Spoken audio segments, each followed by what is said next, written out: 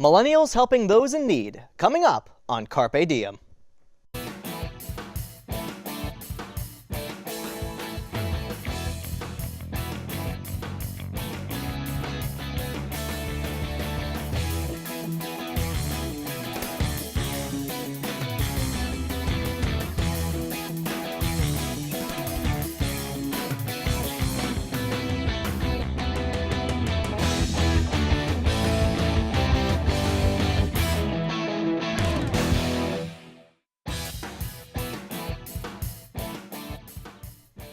A little goes a long way with helping people, but how do you measure that when someone's hit rock bottom? There's currently an estimated 550,000 homeless people living in the United States. Many of them are in dire need of that smiling face or helping hand. However, most people either ignore them as they pass by or do their best not even to make eye contact with them in public. Today, we honor two millennials who have gone against the binary and started their own grassroots organizations to try to help those in need in their nearby cities. Tim Farias is a college student by day, but at night, he spends his free time helping the homeless in his hometown. If you walk the streets of a big city, you're bound to come across a homeless person. Most people give spare change, or they simply walk by and ignore them. But Rutgers student Tim Farias is taking a different approach. So yeah, I would give coins whenever I could, and then eventually I wanted to do a little bit more. So I'd go to the store, buy one of those variety bags of chips, and I'd roll up in my car with them, just be like, pick whatever you want. They would pick which one they wanted, and did that for a while. And then eventually it got to a point where I was just like, I hit up some people and we're like, let's make a bag. And we ended up making a bag, and that's pretty much how Got You Covered started. Got You Covered is Tim's grassroots organization, through which he and other volunteers take to the streets of Newark to distribute essentials to the homeless. And bag, we try to put a couple water bottles, some bags of chips. We got to put the Pop-Tarts because everybody loves Pop-Tarts. A toothbrush, toothpaste, that kind of stuff. Recently, he's added women's hygiene products to his inventory. So the Women's Project was a learning experience for me, just because I didn't know how to go about that stuff. So I turned to the girls, that work with Got You Covered for help. And I wanted to put 2 months worth of supplies. So I was throwing numbers out there. I was like, okay, we should, do, around 3-6 tampons. And then they explained to me, they're like, we need like 4 for one day. And I was just like, oh, all right. So that caught me off guard. But Tim does not believe that homelessness is the only issue that he can help. I think another issue that we don't focus on is the issue of people not helping other people. He goes out to local high schools to motivate students to get involved. So I went to go visit a school, and this lady from the Board of Education came to me, and she started thanking me, and I didn't know why she was thanking me. And then she was like, you inspired these kids, and I was just like, whoa, like, I didn't expect that, I didn't expect for that to be said. Regardless of his expectations, his message to students has come across loud and clear. A lot of times we're all talk and we don't do anything. And so it's something that had been in my heart that I had talked about and planned for actually to do something like Got You Covered, but I never did. And so when I saw someone take initiative and jump onto something that is a real cause, that is something that's going on like next door, I was super on board with it, and I wanted to help and give whatever I can. I want to make an impact with Got You Covered. I want people to get involved, and I want it to be a platform for people to use. And I think if we work together, we can tackle real issues and start making a difference. I want to start local, I want to see the impact that we can make in Newark, in Jersey City, these areas that have, a problem with homelessness, and just go on from there. If you are a person in need, and Tim and his team are around, it's pretty much easy to say, they've got you covered. There's no doubt that Tim has made the day of someone in need. Now joining us is the director of the Feliciano Center for Entrepreneurship here at Montclair State University, Dennis Bone. Welcome, Professor. Hey, John. It's great to be here. So, Professor, you had your start and you were the president and CEO of Verizon. Tell us a little bit about that. Well, I had a great career at Verizon, starting when I was an engineer a long time ago and working up through many different jobs over time. Certainly watched technology change, watched how wireless and internet and cloud started disrupting businesses, which gave me some of my early thoughts about entrepreneurship, about how to start a company or pivot a company to make it better or engage with their customers better, that kind of thing. So through your career as a businessman, you've been seeing different generations come through in and out the door. And now you're working with people, the millennial generation. What do you think of their work ethic in terms of getting motivated and doing the job? Well, there's a lot written about this topic, as you know, but I have three children, all millennials, and I get a good view of how they see the world and what motivates them. And to me, it's all good. You know, there's no two people cut out of the same piece of cloth, but I mean, like in that video we just saw, you know, someone who feels a need to go out and make their community better. Yeah, speaking of that, Tim, who was just featured in our previous video, he doesn't have social media to promote himself. He does everything exclusively as of right now through word of mouth, and people have posted about him over time and the events that he does. Do you think that's a disadvantage to him? Oh, probably. I mean, because, you know, marketing strategies now all revolve around social media. I mean, there's so much you can do, and there's so much power in all the different social media platforms, especially when they're linked together. And if you're trying to get a large audience, then you know, you're going to need to go down this pathway. You know, you can develop your own website, you know, for basically nothing. You can get, you know, download those platforms and create a website. So Tim could definitely, you know, do that, you know, with just a little bit of coaching. So when people are starting their own businesses, and when they even have a great idea, they have this big aha moment, as if like, yes, this is what I want to pursue. What are usually the driving forces that like give people that moment to want to start something? Well, I mean, I think generally that comes from down deep inside. You know, what it's great about Tim on what we just watched, you know, he has a lot of passion. You know, he walks by that homeless person, and he feels this desire to help that person. And many people walk by that homeless person, and you know, they don't feel that way. So it comes from within. It's passion.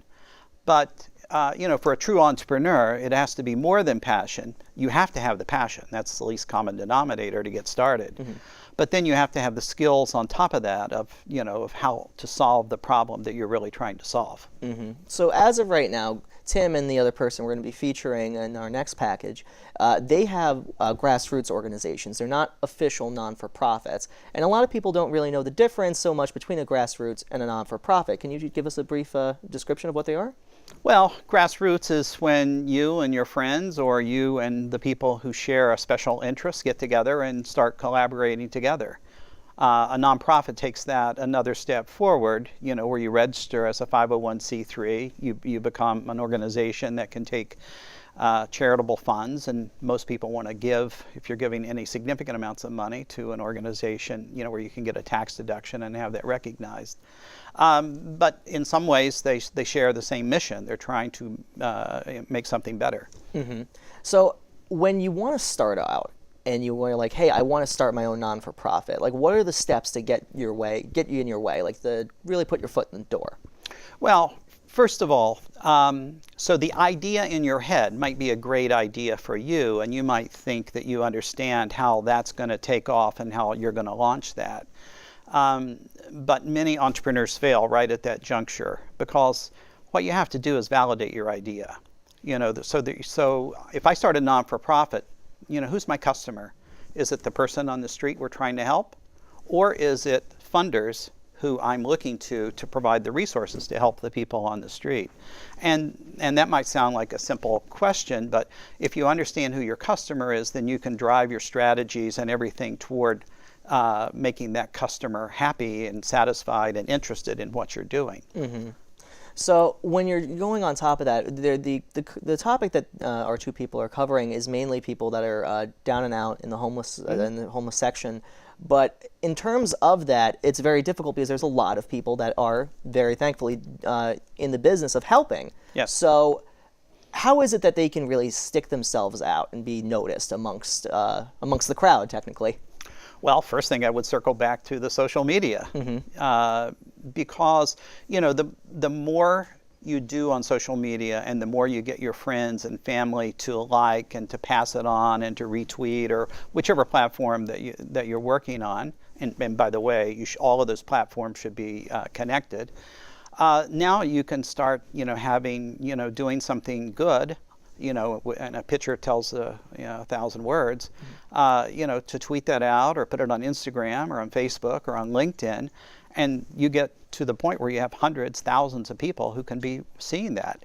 And then you can start to gain the momentum that you need to really make a bigger impact on whatever you're trying to solve. Is there any specific social media that you more recommend as compared to other ones? No, I just recommend doing them all and having them all linked together. Because if I can, when I do something on Instagram and it's linked to Twitter, that's much more powerful than just either one of those together. So in terms of like making that campaign, so do you think you should have like more of a starting image or starting like your foundation, basically your mission statement? How do you present that nowadays? Because now you have LinkedIn where you can write in a mission statement, but on necessarily a page, you can just, how do you really give yourself that image? Well, I would recommend creating your own website. And again, you can do this yourself. You can download a platform. There's many of them. I personally like Wix. You can download Wix and literally within 3 or 4 hours have a website up and running. Now you bring in the social media and you bring in some of the other strategies so that you get noticed more. But there you can work with your mission statement. But this goes back to what I said before about it's just not the idea in your head. You need to go out and test it out. You need to have a lot of conversations with a lot of people and bounce ideas off of them because then your idea will get stronger and stronger. So how long does it usually get from the inception of the idea into your mind to actually getting it up and running then? Oh, some people can do this. I've seen this go from like 0 to 60 in in maybe like 2 months or something. But then at that point, you have to build on it. Again, the social media strategies come into play here. So you want more followers, because if I have 10,000 followers, I post something, a lot of people are going to see it. And then you become very creative in your message, and then you can start to have strategies about, well, I want to link to this organization, or I want to link to this student group, or I want to link over here. And again, it just keeps rolling like a snowball down a hill. Which is good. But then you come in and you have these followers, you have these people following you, and then you got to ask the important question.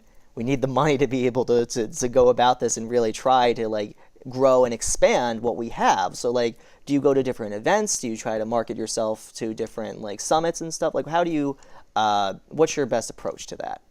Networking is so important. So when you say go to events, I mean, literally there's hundreds of events. I mean, just think how many events are on Montclair State University's campus in any given week. So that's a great place, to go out and start networking, create a business card and, and have your message there, that has your social media on there, that has your website there, and, and just have people, hey, come join, like my website or like this. There's a lot of strategies, but network is so important. Networking, so important. So basically, the main hard part is just getting started. And then when we get started, you got to now take what you got and keep rolling with it and always expand and come up with different ideas as we're going along. And I think would you find that that's more difficult or getting started is more difficult? Well, first of all, the passion, because you're going to hit obstacles here, right? I mean, so many people have passion. They'll say, well, I want to help that homeless problem in whatever city or wherever it is.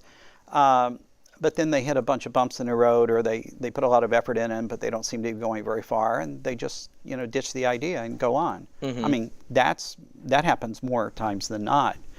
But for example, Tim's case, Tim's already done a lot, but he can do more. But his passion to overcome obstacles and keep plugging is very important. But there's actually another person that we'd really like to show you. We have a remarkable young woman, and we'd really love to show it to you. Her name is Danielle Ionetta, and she started a grassroots organization that runs on water.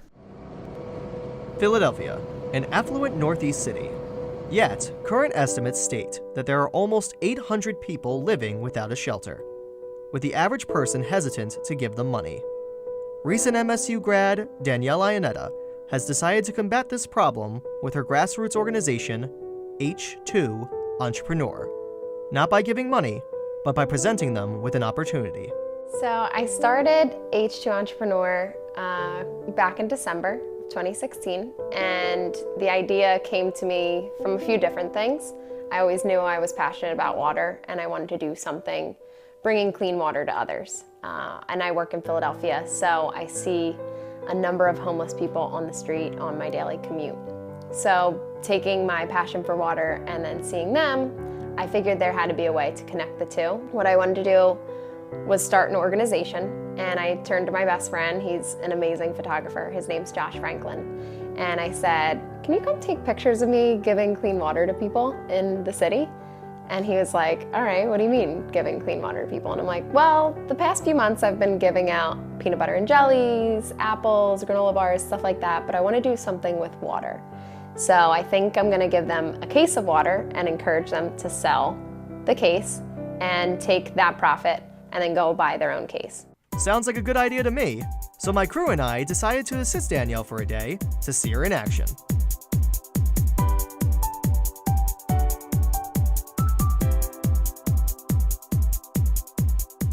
Too much water for you. Yeah, a lot of water. Right. What's your name? You're gonna be Mark. You're gonna be bigger than him. And you're gonna be bigger than him carrying that water. Yeah, I know. Over the course of our adventure, we met a lot of interesting characters, each with their own story to tell. Some were willing to take on a whole case, while others were more resistant to her help. What if you put some in your crate? So a lot of people will say no to us when we're out on the street. The very first person we met said he was allergic to water, which was, all right, this is how this is gonna be. We're not gonna work with everybody. It's not gonna be easy all the time. So maybe he doesn't want water today. It's a not yet, not a not ever. With those that do accept a case, you can really tell that they're motivated to get back on their feet. So you might make $35 at least. Yeah, or half, 50 cents. Yeah, and then drink it. You know what I mean? Yeah. But I'll see y'all again though. Yeah, I love we will. y'all. I love you too. God bless. Okay, thank Keep your head up, all right? Yes, indeed. One guy was like, well, you're so vibrant and full of life. I said, really? Because That I will get don't you feel far. like it most days. You know, most days I try not to ride. So. Yeah. No, but you just keep your head up, and if you believe it, you're already halfway there. It was such a pleasure meeting you. Yeah, you too. And I'll keep in touch. Definitely, yeah. Thank you. Oh, thank you. Thank you. Good luck. Have a good day. All right. God bless you. So I definitely want to reach people my age and encourage millennials, young people to get involved. You don't have to have all the money in the world. You don't have to have a college degree. You don't have to have any of those things to simply help others. You can always find time to volunteer and to give back. And I think it's just important for all of us to do that. And then one day, hopefully, we won't have this problem. Hopefully, H2 Entrepreneur won't have to be an organization that exists because there won't be homeless people on the street. Working alongside Danielle for the day was definitely an unforgettable experience. We're now joined again by Professor Bone, the director for the Feliciano Center for Entrepreneurship. So tell me, what did you think of Danielle's organization? I liked it a lot. I liked the fact that she pivoted from, you know, whatever she said she was doing up front, just bananas or apples or whatever, to this kind of economic model, which is I'm going to give them a case of water and give them an opportunity to sell that and to help themselves. I mean, to me, that's that empowerment, that economic empowerment is really important. So you were just mentioning models. In terms of non-for-profits, about helping people, there's many different non-for-profits that help people, especially homelessness. What do you think of the current model that they have? Do you think they need to expand and adapt or change it to something else? Well, the situation is that all organizations need to change and adapt constantly. I mean, some of my experience with nonprofit business models is that maybe 10 or 15 years ago they were getting a lot of government funding, and today they're not. Governments are cutting back, whether it's be city government or county government or state dollars or federal dollars. And then they don't have the business model, they don't have an income stream that's going to fund the projects that were traditionally funded. So nonprofits need to take a look at their business models all the time and see if they're working, and if they're not working, to really collaborate and come up with new ways to make them work. So after watching Danielle's, if you could give her advice right now, what would you say to the, like, all right, you have this great idea that you're doing right now, now we can push this to the next level. What do you think your advice would be? Well, it's going to be get back to some of the stuff that we talked about Tim's endeavor, which is, okay, how do you want to get your story out there about what you're doing? So She does have social media. She has all the Facebook, Instagram, and you can contact her on email. She's very active with that one. And that's a fantastic start. That's she's gone a long way with that. But what is her goal? What's her goal when she's trying to scale this? Does she want to raise $50,000 so she can do more water? She can get a van or something and get to more people. What's she trying to do to scale up her operation? Because obviously it's a little model that works. And then is it water? Is it something else other than water? How can you help that person on the street? Can you help them market where their spot is or something? There's lots of things that you can do, lots of ideas, but again, we got to go back through this collaboration and brainstorming and say, okay, what's going to work the best? So teamwork, no matter what, is probably one of the most important things to go with business. So when you're establishing a team, how is it that you can collaborate effectively without not necessarily having a definitive leader and not really listening to the people that he works with? Such a great area. We do something called design thinking, and this is what we do in the classroom, and we also do it when we engage businesses around us. So we've done a lot of that here at Montclair. The best team are 3 or 4 or 5 people with just different backgrounds. Very important to have different backgrounds because everybody's going to see that problem differently. Because if I'm an accountant, I'm going to look at it one way. If I'm a video producer, I'm going to look at it another way. That kind of thing. Psychology major, I'm going to look at it another way. But when all of that comes together, magic happens. It really does. So that's what I would do. And if everybody is aligned with whatever problem they're trying to solve, then the egos and some of the other stuff doesn't get into the way. So have you had a personal magic moment that you'd like to share with us, that everything just kind of clicked in one moment? Oh, we've had such powerful solutions to problems in our classroom, as well, again, as some of our work that we're doing with external businesses, just very innovative solutions. And there's literally hundreds of these. We worked with NJ Transit, for example, and the team we worked with created a whole new rail car that solved all kinds of problems. 1, more people in the car.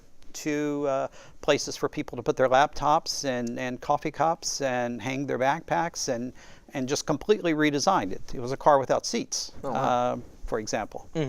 So what do you think really defines like a really strong, effective leader? Because you said it yourself earlier, that passion and determination is really the driving force for these ideas in terms of entrepreneurship. But what do you think makes a really good leader? Good leadership and qualities of good leaders has changed over the years. 30, 40, 50 years ago, a good leader was somebody who was going to be very disciplined, very task-oriented, and kind of rigid. Today, the best leaders are servant leaders. The best leaders are the ones who roll up their sleeves with everybody else around the table. They don't pull rank. They're just trying to get the best ideas and to get everybody to feel empowered, who they work with. So that's the best leader in today's economy. Yeah, and definitely just seeing from the pieces that we've shown you today, I would definitely say that Tim and Danielle have been excellent leaders in their enterprises, especially when you had Tim and he's motivating high school students to go out and do it as well, which is, most high school students, I want to go home and play video games, not necessarily go out and help, In both of their cases, what I admired about each of them is their passion and their kind of no blame, no whatever, let's just get it done and share my passion with me and let's help these folks. Yeah, which is always a huge plus. And in terms of, you have this business, you have this idea, now you want to make sure, you were talking about business models earlier, and we're talking about having longevity with this business. So Danielle made a point earlier where she said, well, if we solve this homelessness problem, which, not to say that there's going to be a solution anytime soon, we can hope, but if she does, like hypothetically something does come across, how do you adapt? Where do you look and say, all right, so we do this, but now we can also try to do this as well? Or do you think they should just stay more on base with it and just say, no, we're just going to stick to this? Okay, so let's go back to the homeless problem because, that's a huge problem in society today. And as we know, the people who are homeless, who are on the street, their pathway to being on that street corner is very different. Some it's probably some sort of abuse of drugs and whatever. Other, they may have been incarcerated or something, and now they can't find a job, and the street's the only place for them. Some, it's simply mental illness. This is where they want to be.